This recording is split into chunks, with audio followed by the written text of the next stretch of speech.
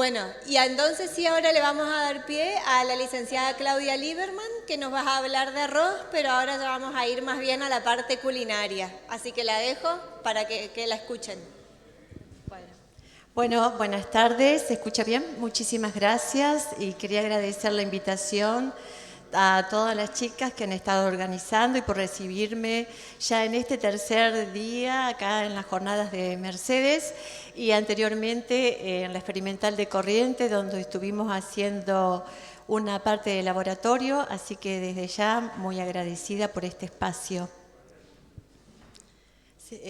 Bueno, voy a dar comienzo entonces, me voy a parar por acá porque me voy a enredar en los cables. Bueno, yo quisiera saber cuánto consumen ustedes de arroz por año, por persona. La verdad, ¿eh? Levante la mano quien come más de 2 kilos. Por año, estoy preguntando. Bueno, 5 kilos. Uy.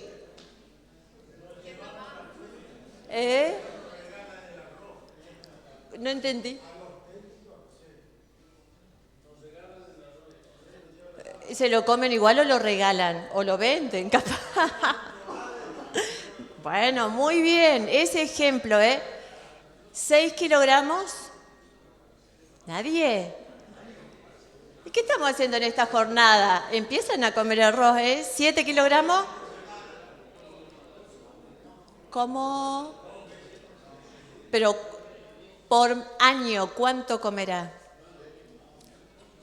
¿Quién da más? Bueno. Genial, es el ejemplo. ¿Seguro? ¿Y sos arrocero?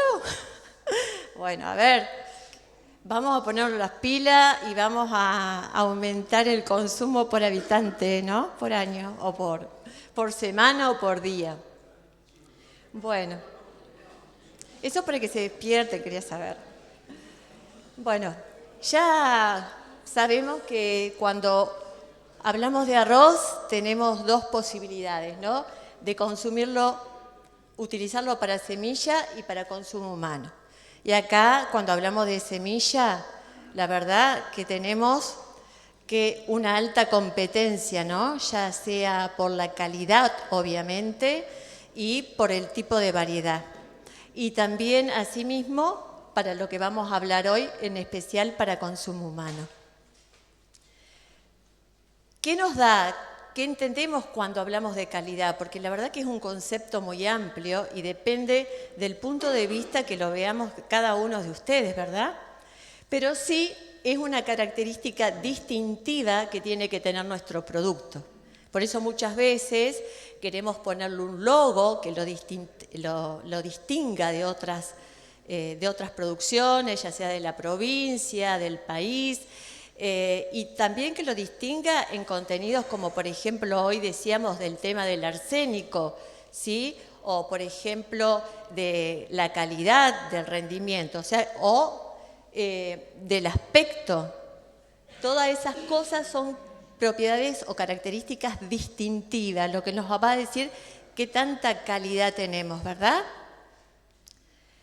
Obviamente que esa característica, ¿para qué la queremos? Para obtener mejores precios y poder competir con esos mercados que tienen una alta exigencia, pero además mercados con alto poder adquisitivo.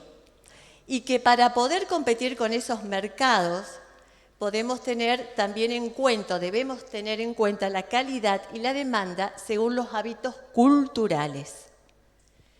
Y condiciones también socioeconómicas podamos encontrar, ya sea en el mercado internacional como en el mercado interno. También cuando hablábamos de calidad, hoy, bueno, desde el punto de vista de cada uno de nosotros, según en el ámbito que nos estemos desarrollando, vamos a hablar qué significa la calidad para los bolineros, para los comerciantes, para los consumidores. O sea que estamos hablando de un término que tiene distintas connotaciones en todos los eslabones de la cadena productiva, en todos esos eslabones de la cadena donde nosotros estamos comprometidos a hacer las cosas bien para obtener un mercado, una producción con la que podamos competir. Por lo tanto, la calidad del resultado del arroz es el resultado de numerosos y variados factores. Pero hoy, principalmente, hoy a la mañana y ahora nos vamos a abocar en lo que nos concierne, los temas que abordamos, en 3 puntos importantes a considerar. Que uno es la apariencia del grano. Cuando lo descascaramos, lo que estamos evaluando, ya sea con los equipos o con lo que hoy nos dijo Sergio, estamos hablando del aspecto, primero lo que evaluamos, la apariencia, la calidad molinera y también la calidad culinaria. Que está todo íntimamente relacionado, ¿verdad? Por eso hoy, a simple vista, con lo que nombró Sergio hoy a la mañana, tenemos en cuenta todos estos factores. Primero, el tamaño, la forma, la uniformidad, la cristalinidad, opacidad, el color y las imperfecciones que pueda tener ese grano. O sea, y vamos a ver que muchas veces ese tamaño y esa forma están relacionados con unos parámetros de calidad que les voy a ir describiendo a lo largo de la presentación. Como también esa opacidad que puede tener el grano, que puede ser ese panza blanca, que fue un defecto del grano por el tema de la cosecha, las condiciones que se dieron, o pueden ser propias del tipo de grano. Igualmente el color o lo dañado. ¿Cómo impacta eso, diríamos, en la calidad y en la cocción? Bueno, esto es a modo de ilustrar los distintos granos que, bueno, como hoy ya lo estuvo hablando Sergio. También la relación de largo-ancho, uno puede relacionar, y vamos a ver que generalmente el largo fino, por ejemplo, lo podamos asociar con ciertas características culinarias que se diferencian de, por ejemplo, del corto o del mediano. Ya vamos a ver como a simple apariencia, cuando nosotros vemos un grano largo fino, ya podemos estimar el parámetro de calidad que va a tener principalmente en el aspecto de la calidad culinaria. Por eso, ahora les pregunto, si ustedes tuvieran que elegir una variedad para hacer un arroz con leche, ahora podríamos comer un arroz con leche de postre o no. ¿Qué variedad o qué tipo de grano eligen? ¿Cómo compran? ¿O van al súper y eligen el paquete o dentro de los que le ofrece el súper? ¿Qué elegirían? ¿O para hacer una paella? ¿Alguien me responde o sigo? Perfecto, muy bien. ¿Y por qué eligen el Fortuna? Oh. Bueno, entonces, ahora vamos a ver y les voy a definir mejor por qué vamos a elegir el Fortuna. ¿Y si fuera una paella? ¿Y qué característica tiene el Carnaroli que lo diferencia de los demás, de un Fortuna, por ejemplo? La pancita blanca. Ahora lo vamos a ver. Y esa pancita blanca no es un defecto que tiene el grano, sino que es propio de la variedad, de esa variedad especial. Y ya les voy a contar qué es lo que pasa y por qué elegiríamos eso. ¿Alguien elegiría un arroz, esos que no se pasan, para hacer el arroz con leche? ¿Por qué? Si a todo el mundo le gusta, porque dice, ay, a mí me encanta, lo pongo y no se pasa. ¿Por qué? Ah, entonces son de los míos. Bueno, ya les voy a explicar. ¿Saben lo que es el arroz parbolizado? Bueno, entonces el que no se pasa. ¿Y por qué no se pasa?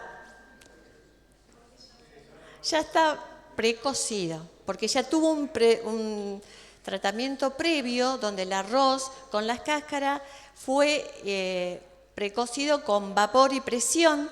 Entonces lo que decimos, y ya lo voy a explicar a lo que significa, que el gránulo de arroz ya se gelatinizó. Entonces después ese grano se enfría y se descascara, por eso toma esa tonalidad también más amarillenta, ¿vieron? Por el color que le transfiere la cáscara.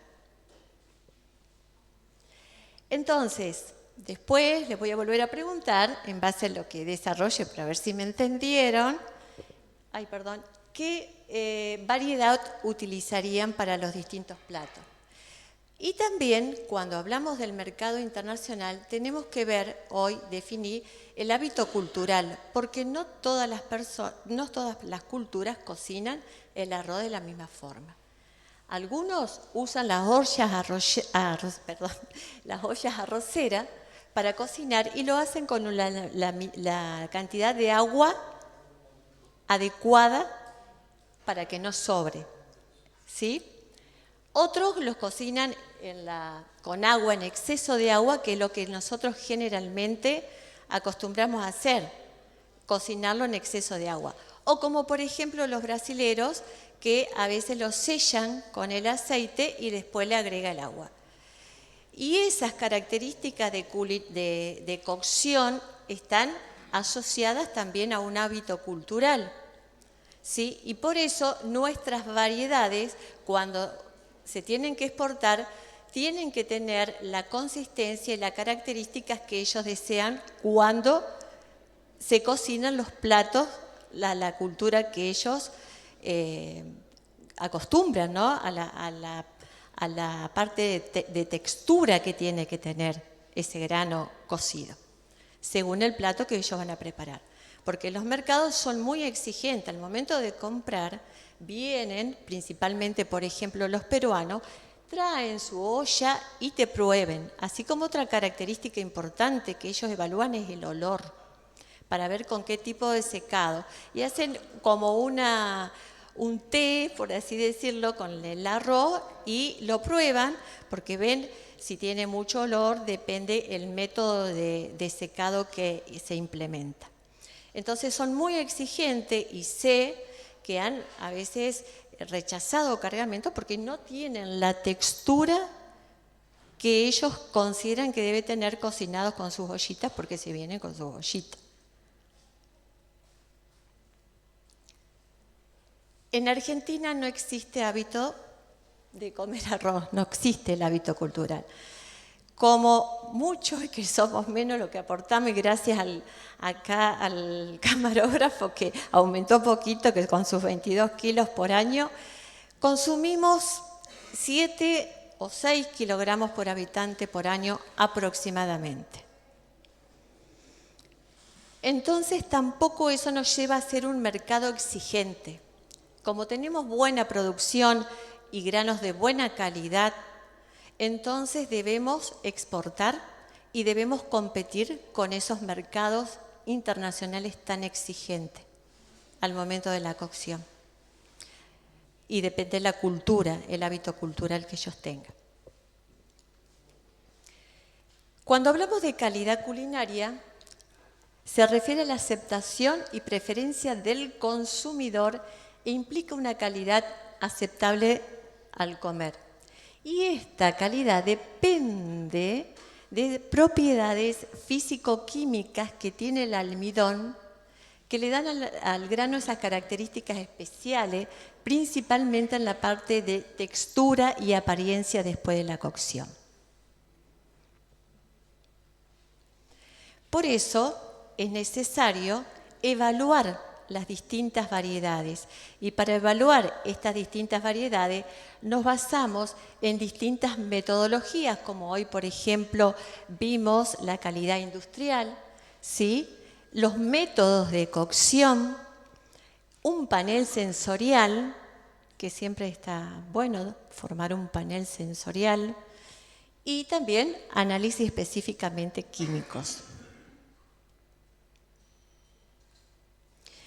Para poder entender un poquito, así muy rápido, de lo que me voy a referir en las metodologías que por ahí uno aplica para analizar y caracterizar las distintas variedades, voy a hacer una breve introducción nomás, que bueno, todos conocemos, ya lo hemos visto, el grano de arroz, lo descascaramos y tenemos su endosperma, ¿sí? Acá está el embrión y fíjense que acá tenemos la composición en porcentaje, que me olvidé de poner acá, de los compuestos básicos, diríamos los compuestos que tiene el grano de almidón. Fíjense que la mayor proporción son de los hidratos de carbono, ¿sí? Tanto del arroz con cáscara como el integral, el pulido, siempre el mayor componente es los hidratos de carbono porque tiene mayor proporción de almidón.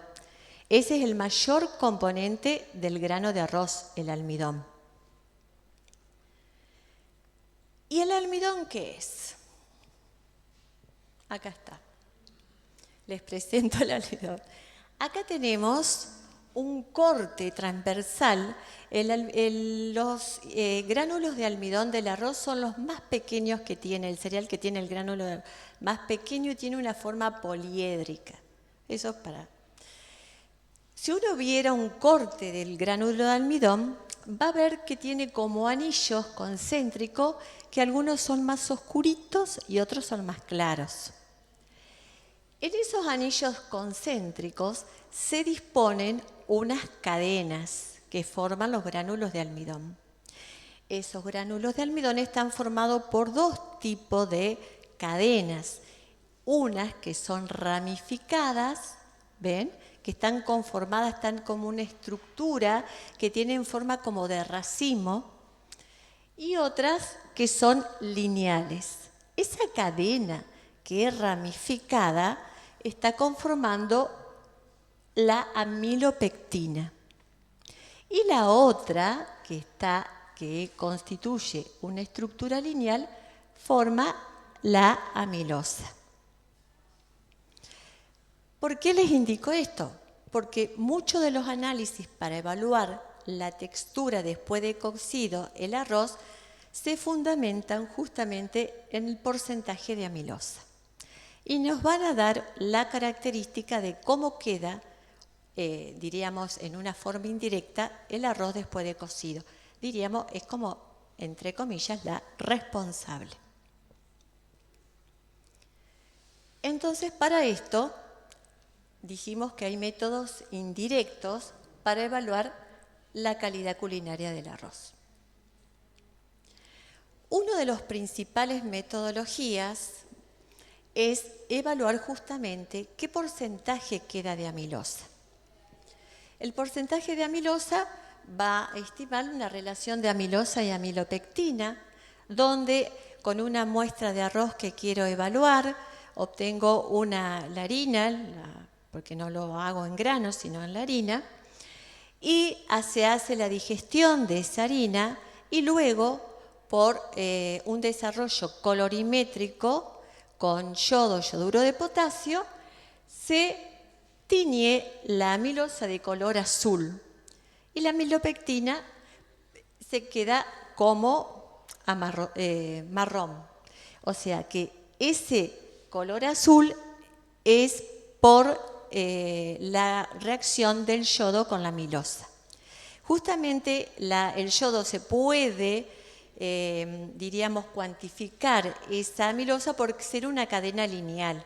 Entonces puede interactuar mejor con las cadenas lineales que con las cadenas ramificadas. ¿Se acuerdan que les conté que tenía la amilopectina?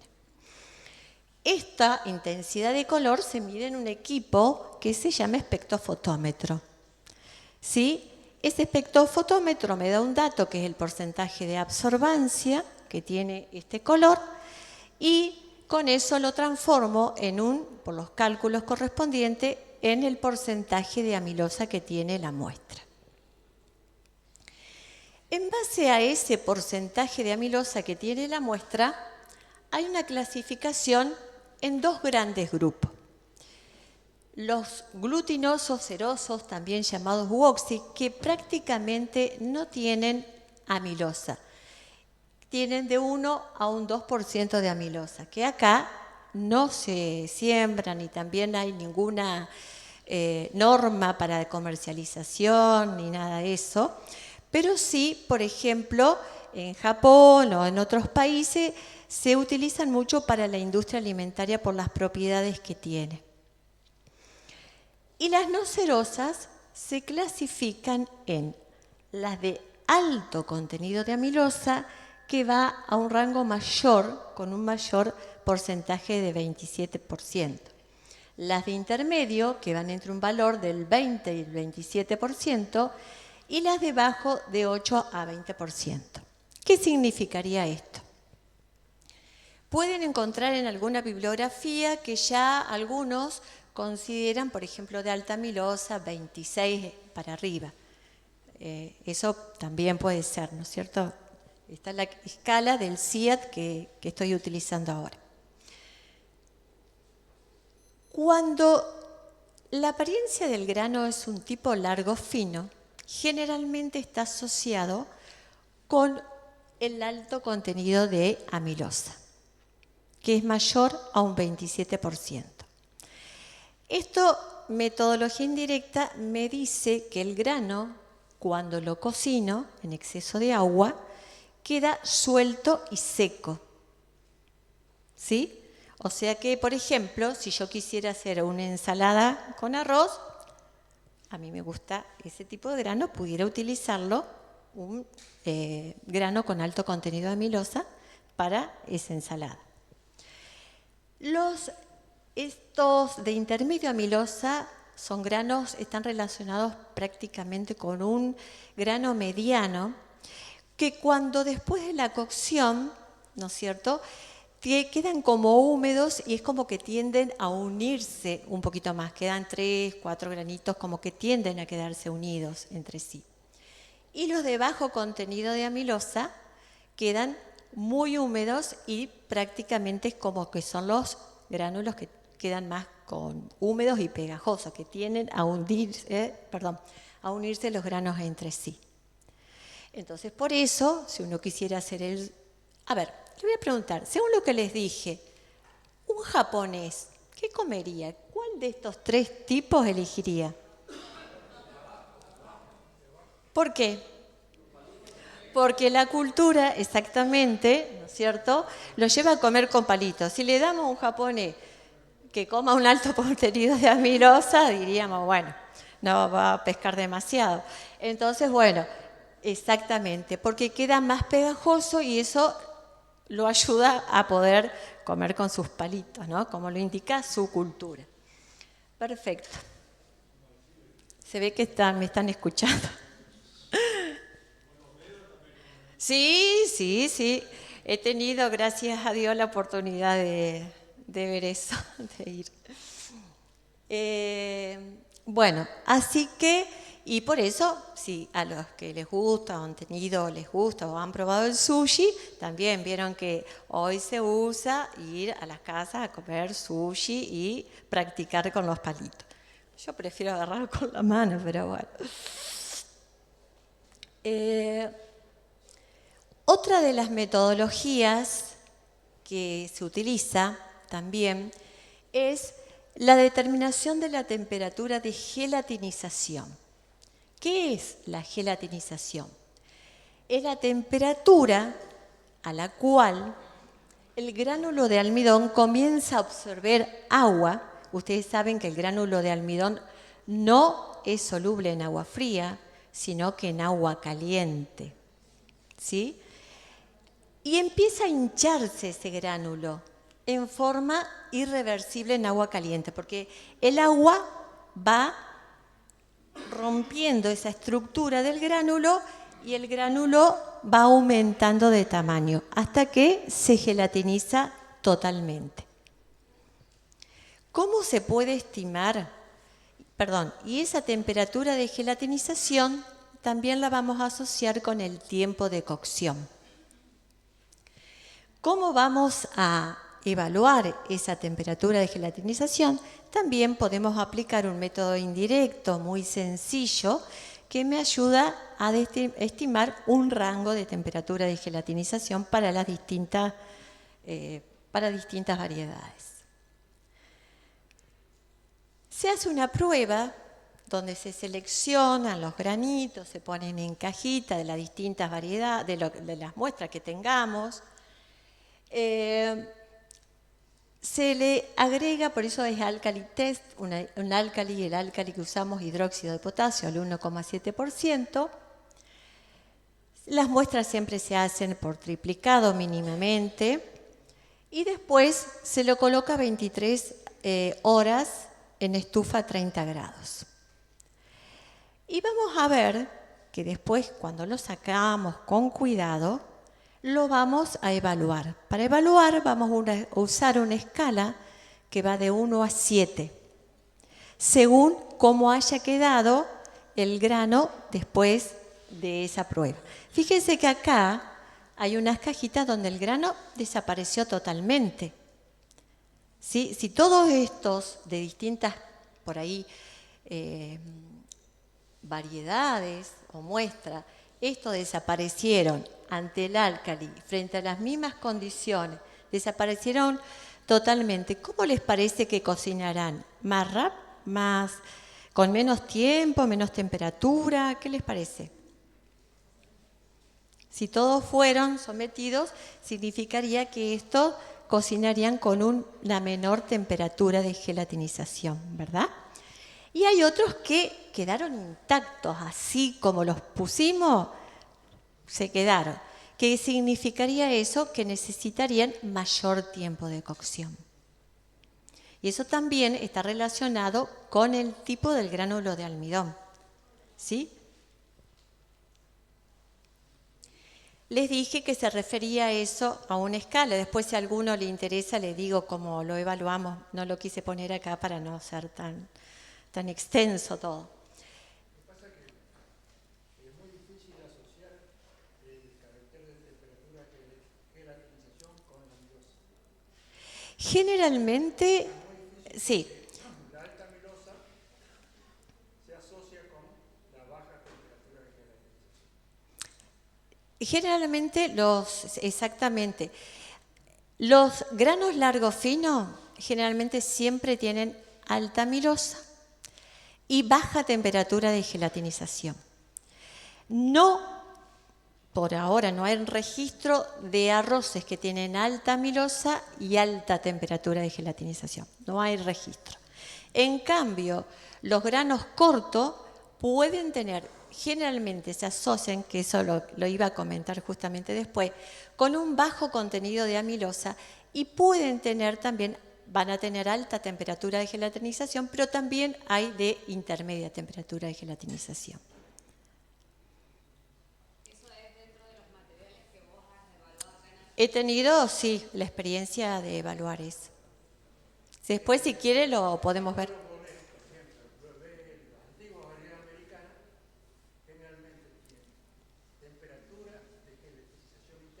Sí, pues sí. Por ejemplo, el Don Juan, que fue una variedad muy también. Sí. La verdad que los he analizado, me acuerdo el nombre, pero la verdad que no me acuerdo qué datos tenía. Sí, bueno, yo no voy a hablar del tema de las variedades difundidas o no, sino que voy a abocarme a lo que es la calidad culinaria. Bueno, pues después si quiere lo podemos ver o lo podemos ensayar. Bueno, generalmente le digo, el estado de esos gránulos se refieren a una escala que se utiliza que va de 1 a 7. Depende si están más desintegrados, menos o demás. Generalmente en esa escala, el grado de dispersión que me dé, que he evaluado como 1, 2 y 3, corresponden a una clasificación de alta temperatura de gelatinización que estaría enmarcada en esta temperatura de cocción, a esta temperatura. O sea que si yo pongo gránulos, esas variedades, esos gránulos de almidón a esta temperatura, pudieran cocinarse ya, ¿no es cierto? Muchas veces, fíjense, que el arroz, cuando ya está casi al dente, diríamos casi que ya está por estar, uno puede apagar el fuego y se sigue cocinando, ¿verdad? Un grado 4 y 5 estaría asociado con una intermedia temperatura de gelatinización y correspondería a un rango de 69 o 73, entre 69 y 73 centígrados. Y el de alta, que sería ese que vimos en la figurita, las cajitas que desapareció totalmente, esa correspondía a un grado 6-7, sería de baja y para la cocción representaría un valor mucho menor en temperatura. O sea que también eso está asociado con un valor menor de energía, si queremos hacer, si lo referimos también a un proceso industrial. Bueno, esto es a modo ilustrativo de lo que les terminé de explicar recién. Otro dato otra metodología, es el tiempo de cocción. En esta prueba también, que es una prueba indirecta que se aplica, en esta prueba de cocción, ¿qué es? Es medido como el mínimo tiempo en el cual, ¿vieron qué es esto? Los gránulos de almidón, en el cual el centro del grano de almidón se vuelve translúcido o gelatinizado en el agua hirviendo. Esto como es importante para la información, por ejemplo, de un paquete. Entonces, ¿cómo hacemos? Una cierta cantidad de arroz, la pongo, cuando el agua está hirviendo, la ponemos a hervir, le agrego a una ebullición lenta y después, cada 1 minuto, después de 10 minutos, cada 1 minuto, extraigo una muestra. Esta metodología está normada. Cada 1 minuto extraigo una muestra, que las voy colocando, y después de esa muestra que extraje, voy eligiendo 10 granitos de arroz y se aplastan, por así decirlo, con los portaobjetos. Así voy sacando cada 1 minuto hasta que ustedes ven que ese gránulo que pasó se fue gelatinizando. Fíjense que acá se va desapareciendo. Siempre mantengo la cantidad de 10 granos. ¿Cuándo determino el tiempo de cocción? Cuando ya el 90% de los granos ya está totalmente gelatinizado. Obviamente que todas estas pruebas se hacen por triplicado mínimamente y después se hacen los cálculos correspondientes y se determina, es una forma de determinar o estimar el tiempo de cocción. Entonces, si me baso en lo anterior, los que requieren menor tiempo de cocción son los que tendrían una baja temperatura de gelatinización, los que tendrían un grado de dispersión alcalina entre 6 y 7, por ejemplo. También existen otros equipos que ya entramos, que se usan mucho en la industria de los alimentos, que también me dan como una información ya más detallada de estas muestras, de estos métodos indirectos. No deja de ser un método indirecto, pero ya estamos ocupando, diríamos, utilizando un equipo que por ahí nos puede dar más información y que la podemos utilizar más en la industria de la alimentación o en el desarrollo de nuevos productos a base de arroz. Hoy hablaba Sergio a la mañana del porcentaje de grano quebrado y bueno, ¿y qué hacemos con todo lo que no puede venderse como grano entero? O sea, ese grano entero, ese 3/4. Tenemos todos esos subproductos que se generan del proceso de molinería a los cuales le tenemos que dar agregado de valor. Uno de los agregados de valor que podemos dar es obviamente las harinas y con esas harinas generar otros productos.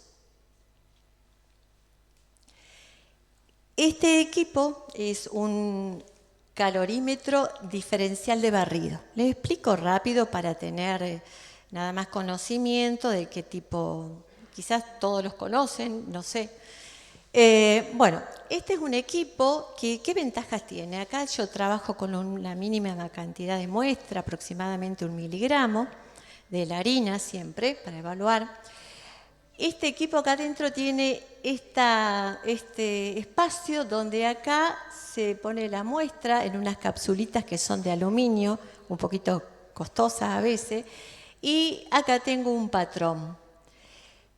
En este equipo, lo que va sucediendo acá, está representado esquemáticamente acá, lo que va a suceder acá, ¿qué vamos a hacer? Vamos a gelatinizar esa harina, ¿sí? ¿Qué le voy a dar? ¿Qué da el equipo? le voy a dar calor y temperatura. ¿Qué significa esto? El equipo, a esa muestra que yo introduje en esa capsulita, se le da un flujo de calor y se va incrementando la temperatura. Acá que tengo el gránulo de almidón, ¿verdad? Ese gránulo de almidón, a medida que aumentó la temperatura, se fue hinchando por ahí el preparado de la muestra, que obvio decirle, es almidón y una proporción 1:3 de la cantidad de muestra que puse de agua. Entonces voy a simular ese proceso de gelatinización. Cuando aumenta la temperatura, ¿qué pasa? Esa estructura, vieron hoy cuando les demostré el tiempo de cocción, se va rompiendo ese gránulo de almidón y se va liberando toda esa amilosa, la amilopectina. Hasta que llega un momento en que el gránulo se destruye totalmente, ¿no? Entonces, ¿dónde se ve reflejado este procedimiento? En un gráfico que me arroja el equipo, que es un termograma. En este termograma, acá teníamos el calor, fíjense que me da esta gráfica verde, donde, ¿qué datos me brinda? Me brinda donde el gránulo de almidón empieza, la temperatura en la cual el gránulo de almidón se empieza a gelatinizar, y la temperatura donde el gránulo de almidón termina su gelatinización. Y entre medio me da la temperatura en que gelatiniza esa muestra. ¿Sí? Además de brindarnos ese dato, nos da el dato de la cantidad. Esto es una gráfica que hace este pico, y este área que está en este pico, que es un pico endotérmico porque absorbe calor, obviamente, para poder gelatinizarse el gránulo, también me da una referencia de la cantidad de energía que absorbió esa muestra para gelatinizarse. Que la verdad que por ahí en un proceso industrial, al momento de tener que elegir quizás una variedad, es un dato importante, ¿no? Para la economía. Inclusive, este tipo de información, cuando se termina, muchas veces se guarda esa capsulita que está cerrada, y después de un tiempo, se la guarda 7 días, se la vuelve a pasar por el equipo, y muchas veces me da también la información de la retrogradación de ese almidón. Porque una vez que el gránulo de almidón se gelatinizó, que se rompió, ¿qué pasa? Cuando se enfría, todas esas moléculas, esas cadenas de amilosa y amilopectina, se empiezan a reorganizar nuevamente. ¿Vieron como cuando preparamos una gelatina? Se empieza a endurecer y empieza a tener una organización distinta a la que tenía inicialmente, y las propiedades son diferentes a la que obviamente tenía inicialmente ese gránulo de almidón.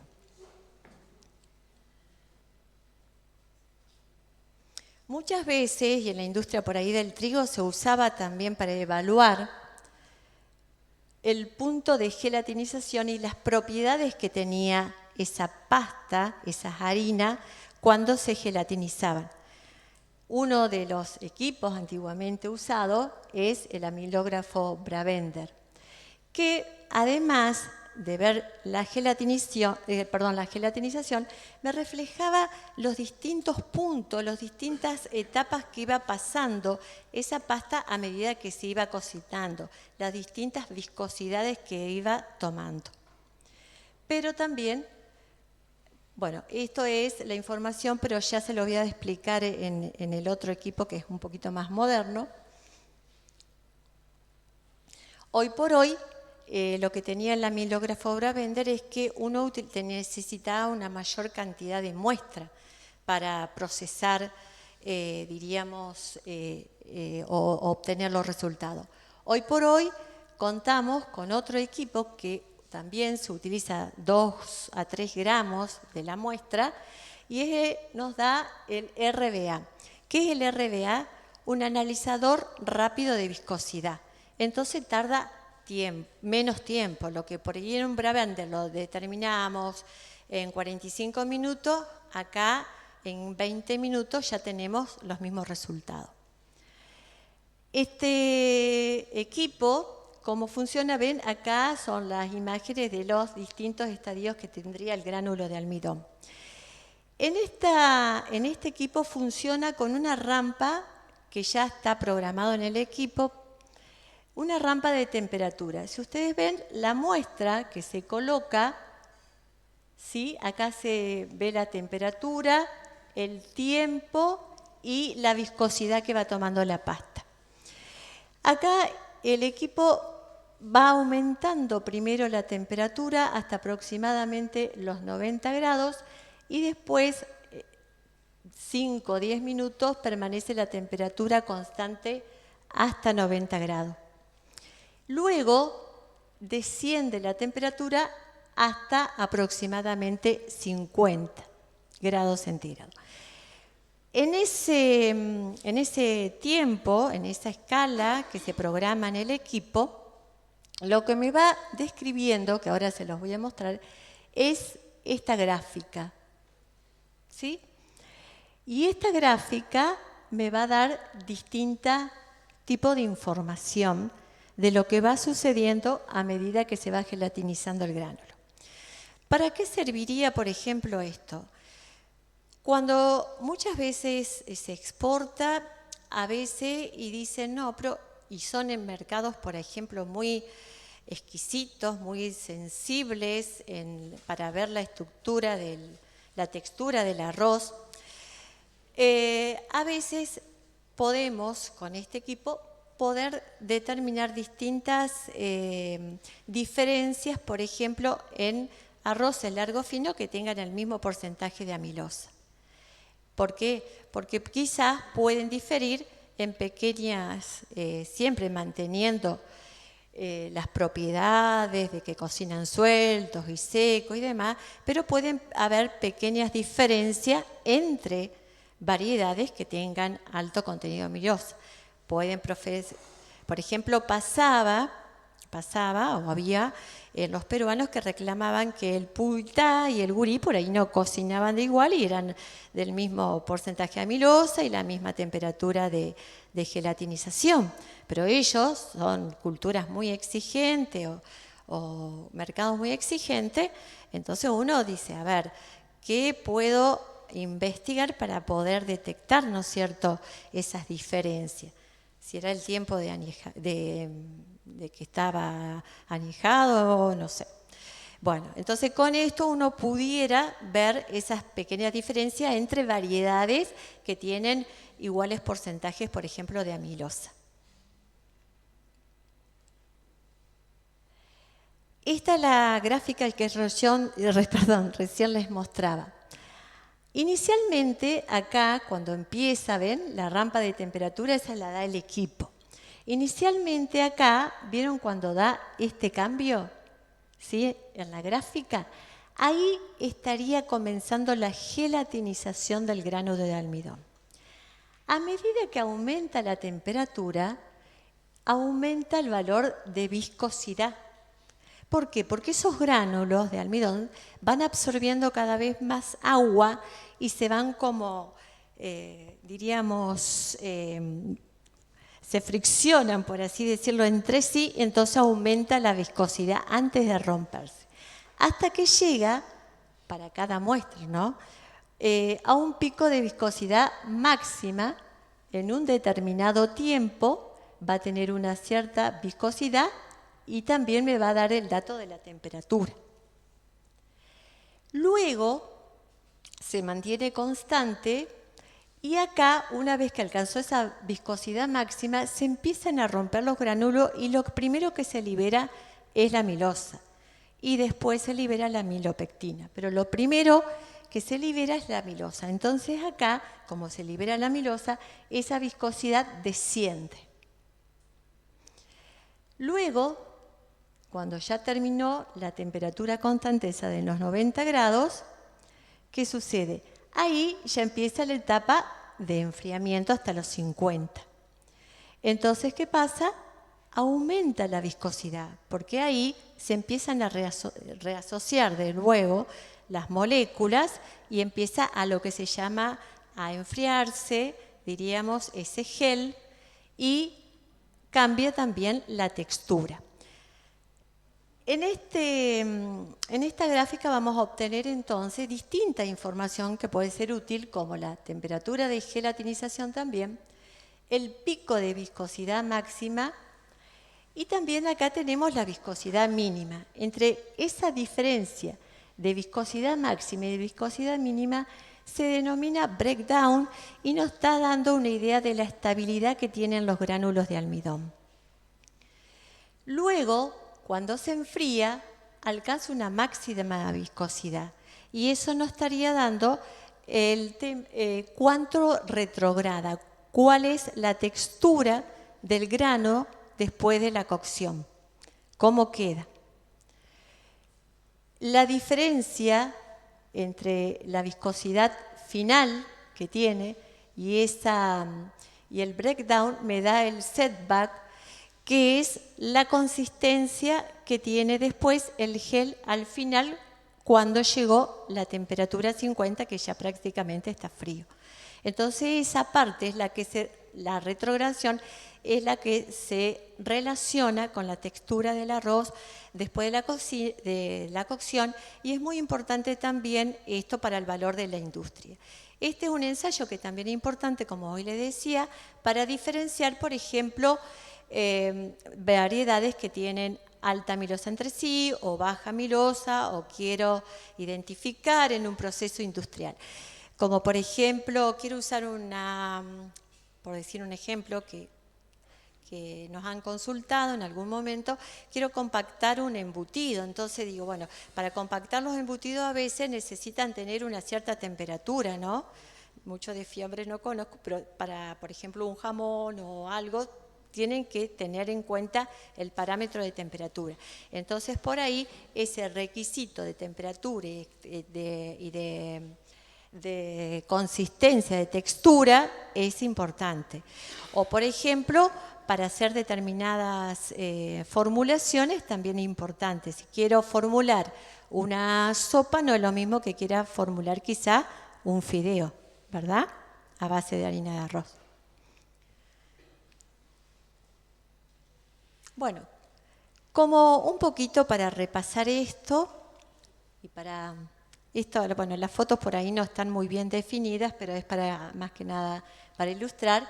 Entonces, los largos finos los podemos asociar con arroces que tienen buena separación y ligeros, que son como esponjosos, esbeltos, que se pueden asociar con un alto contenido de amilosa y una baja temperatura de gelatinización.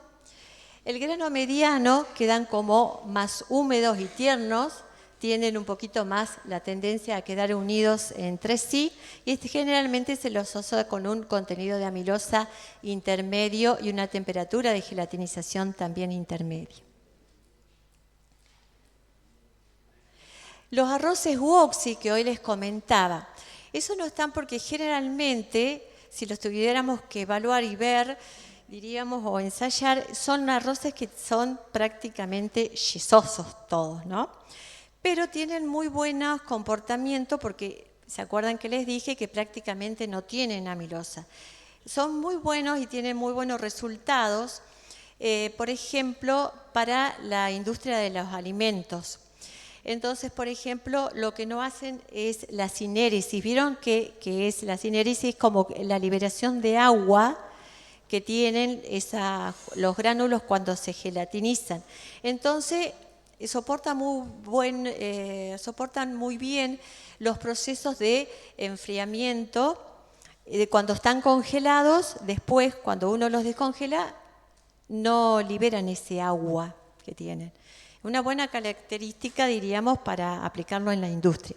Pero obviamente acá no están normados, se han ensayado, se han probado, tengo y lo he usado, pero no tienen acá, diríamos, un valor normado para el comercio.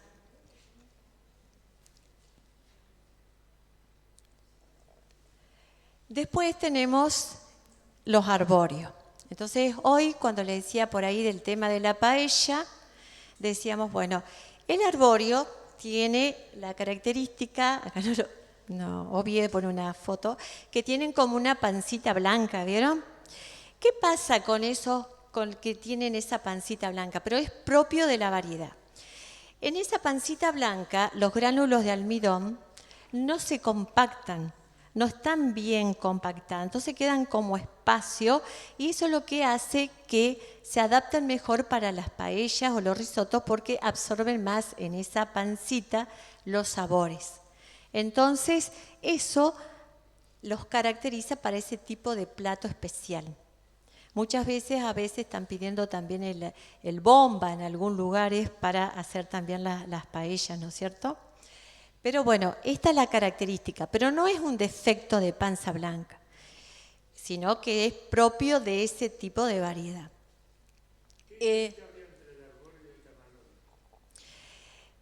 El carnaroli, bueno, tiene el mismo tipo de tamaño y tiene la pancita blanca también.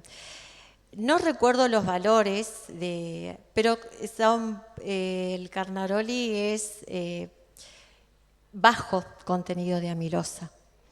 Y el alcalí, no recuerdo bien, pero debe ser también alto o intermedio, creo.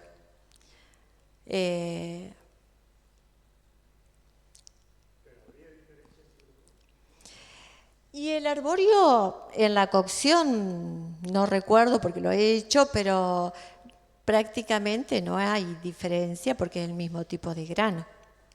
No sé si es muy diferente, pero no hay una diferencia, no le diría que sea una diferencia significativa para mí.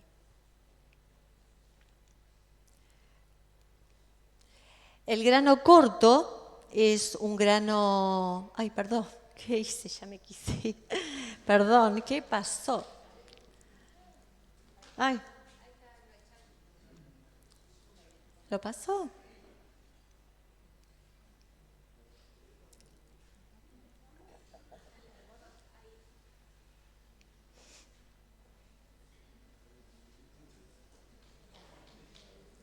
Por eso cuando se producen estas variedades especiales que estamos haciendo, por ahí está bueno tener todas estas consideraciones para cuando uno los vende al mercado, ¿no? Bueno, estaba con el tema del grano corto, que son los que dijimos que se pegan entre sí, por eso por ahí son preferidos para elaborar un tipo de cocina japonesa, como el sushi que está tan de moda. Y bueno, otra variedad que no sé si han tenido el gusto de conocerlo, son las variedades aromáticas, en los que le dan un valor también agregado, un mayor costo, y cuando uno lo cocina, tiene olor a como palomita, ¿sí? Y vieron que cuando uno cocina el arroz blanco elaborado común de cualquier variedad, es como que si te olvidaste de poner sal, por ahí no nos gusta mucho, ¿verdad? Pero estos, cuando uno los come, tiene como ese sabor especial, entonces por ahí, si uno no le pone sal, queda con un sabor agradable. No queda ese sabor como desabrido que tendría el arroz blanco cuando lo cocinamos, nos olvidamos de la sal o no le ponemos algún tipo de condimento, que está buenísimo hoy por hoy por el tema de todos los rótulos esos que nos impresiona, ¿vieron? De la sal, de los hidratos de carbono, de las azúcares que nos choquean. Aunque hoy nos comimos todas las tortas y todas las cosas. Pero bueno, no tenían paquetes. Bueno, los arroces aromáticos son unos arroces especiales. Y bueno, de este tipo de arroz, no sé si han tenido por ahí, alguno lo probó, a mí me agradan. O lo ha cocinado, cuando uno lo cocina, liberan todo ese olorcito a pochoclo, por ahí decir, ¿no? Algunos son bien intensos y otros son menos intensos. Se comercializaba hasta no sé cuándo, hace mucho, pero en mi opinión personal creo que por ahí no hubo demasiada información a la gente de qué significaba al consumidor común un arroz aromático, porque por ahí le decían arroz aromático, no sabía si por ahí le habían agregado alguna especie, algún preparado especial. No se explicaba por ahí que era propio. En realidad dicen que todos los arroces tienen un aroma especial, todas las variedades, porque tienen un componente químico, les cuento, que se llama 2-acetilpirrolina y que justamente en las variedades aromáticas está en mayor proporción, diríamos, que en unas variedades comunes, pero todas las variedades tienen ese componente. Y bueno, uno de los más conocidos en el mercado y es el jazmín, ¿sí? Que al cocinarse es más húmedo y tiende a pegarse más, y la variedad, o también es importante, los paquistaníes, que son muy demandantes de este tipo de arroz. En este caso el basmati tiende a cocinarse en forma de granos largos, más esbelto, seco y que se separan fácilmente, o sea que se comportarían más como un tipo de grano largo fino. Bueno, hasta acá se terminó la cocina. Muchísimas gracias, espero haber sido clara y que les haya gustado el tema.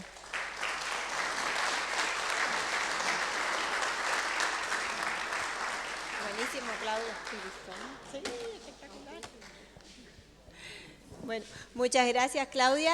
No sé si hay alguna pregunta. Acá en el Padlet tengo dos. Si tienen alguna, acá en el salón primero.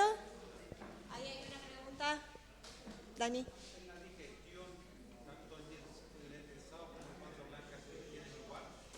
Repito la pregunta, si se digieren igual el panza blanca y el yesoso respecto del arroz blanco común.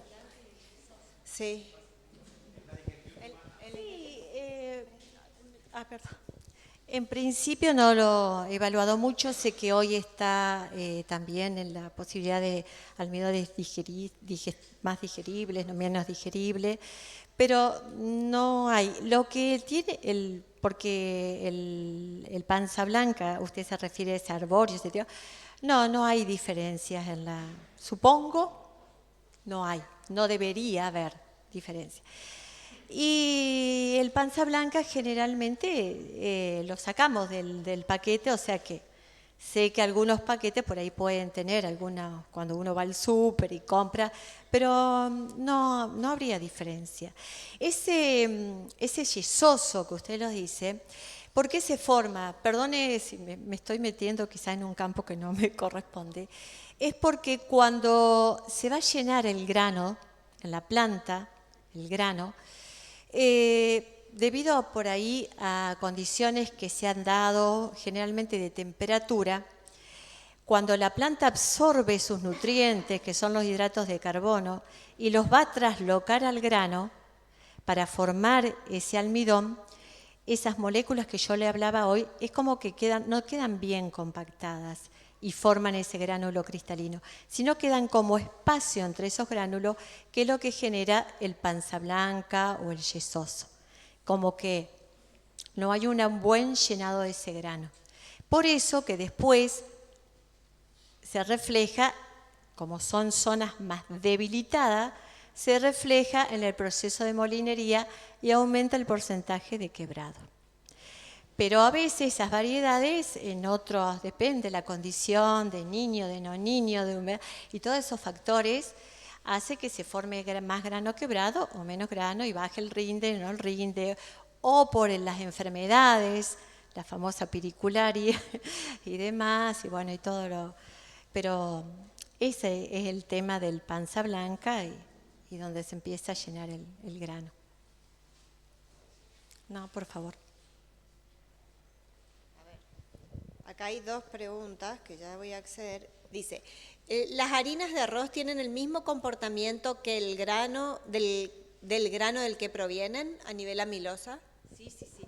Sí. Totalmente, porque cuando evalúo el porcentaje de amilosa, esas muestras tengo que tener la harina para que esa harina, no les conté la técnica completa, se hace la digestión, obtengo como la harina bien disuelta, ¿sí? Como cuando hacemos quizá...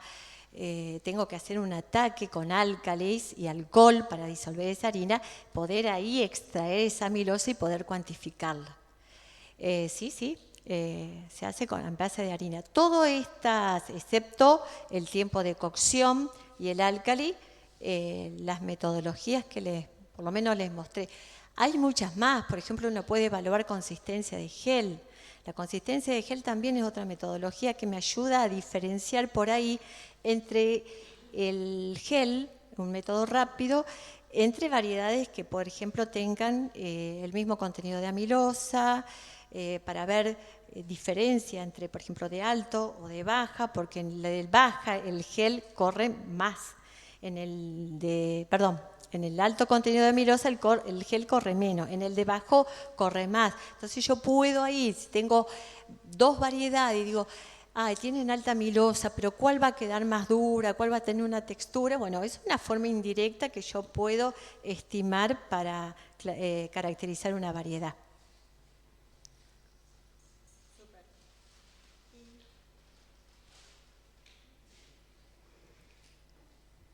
La otra pregunta dice, ¿las determinaciones de calidad son las mismas para el arroz integral?